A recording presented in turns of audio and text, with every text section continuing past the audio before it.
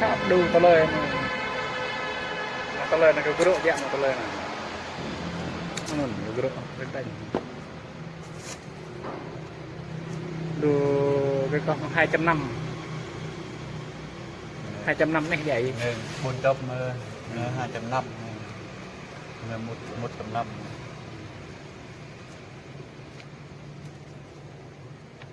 này phônเลยnên cô cấp này luôn bây giờ đó nữa thôi bây giờ đó nó cái thôi bây giờ thắt sang cô cầm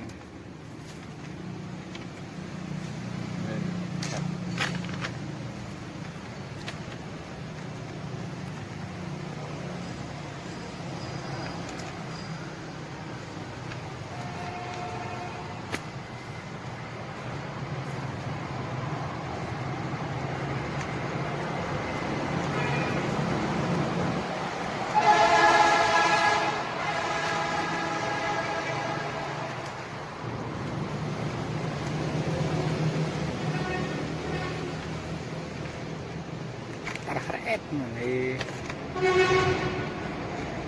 điền sang mền với có lại chạm và bắt vào những lóng rồi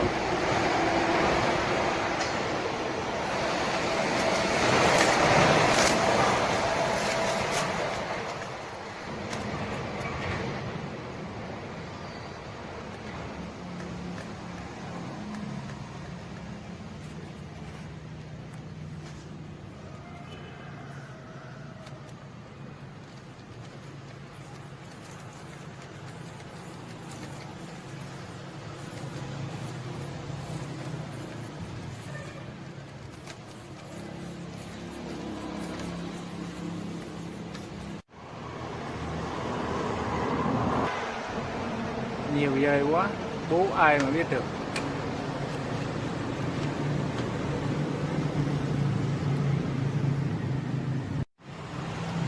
mai hơi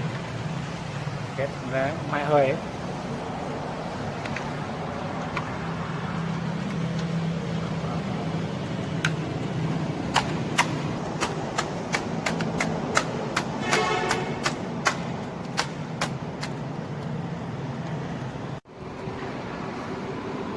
mặt vợ mặt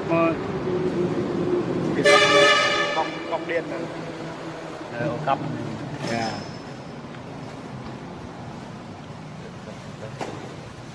Bri này có bri này lưu xung có cái thời gian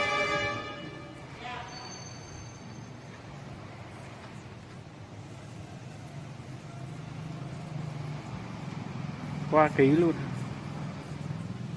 chạm cháy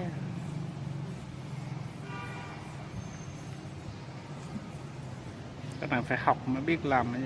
không học là sao biết được tự nhiên.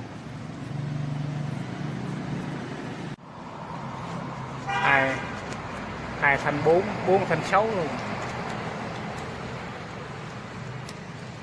lung tung dời hết, ai mình nhớ được.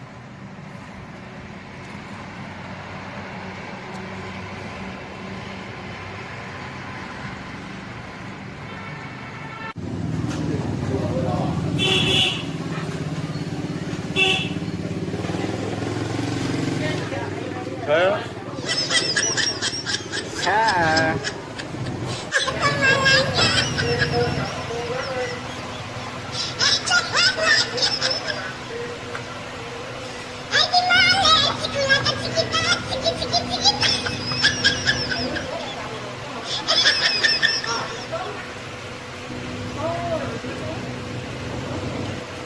Mà cái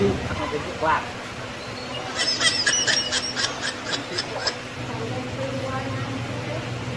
giờ việc làm thì quá rất đúng cái bên bên